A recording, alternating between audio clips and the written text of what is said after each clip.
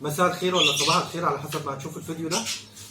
وحشني خالص طبعا، بقالنا فترة كبيرة جدا ما تصورناش مع بعض وما عملناش فيديوهات كتير، بس انا كنت الفترة اللي فاتت تعبان جدا ودخلت في كام عملية كده.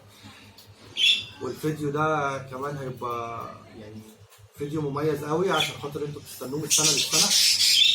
الفيديو، فاكرين الفيديو بتاع الشجرة بتاع السنة اللي فاتت اللي عملناه في رأس السنة؟ اللي كانت اللي مش عارف الفكرة، كنا عاملين حاجة زي يناصيب كده زي بتاعت زمان او طنبولة، اللي فاهم كده او فاهم كده، اللي هو عاملين فكرة كده ب 10 جنيه. كل واحد كان دافع 10 جنيه وكاتب على بوست اسمه، وعملنا الورق ده وطبعناه وعملنا مباشر، فيديو مباشر. اللي كسب الشجرة دي كانت شجرة كبيرة كده، ثمنها كانت 500 جنيه، اللي كسبها ب 10 جنيه بس.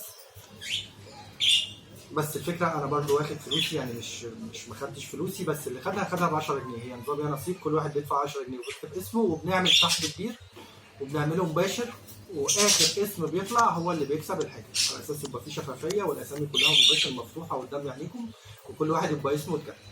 ده رقم واحد. الفكره بقى المره دي مش على شجره، الفكره المره دي هتبقى عن ايه؟ عن بوكس كبيره للطباعه، بوكس كبير فيه هدايا السنه كلها. هتبقى ده الهدايا، انت مش هتعرف جواها ايه.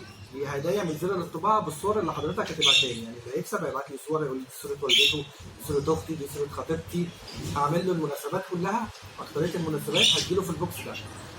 والمهم اللي هو اللي هيكسب البوكس هياخد البوكس، اللي هيجي يستلم عندي البوكس اللي هياخده عنده على حسب المكان بتاعه او المكان بتاعي، يعني هنرتبها مع بعض. وهيبتدي يفتح البوكس برضه مباشر، هيفتح البوكس كده، هيفتح الحاجه ويتصور، وبعد كده هيبعتهولي او هيرفعه عندي على الصفحه او اليوتيوب. تمام كده. لو حد عايز اي استفسار تاني، طبعا في ناس كتير فاهمه الفكره اللي اشتركوا معايا فيها السنه اللي فاتت.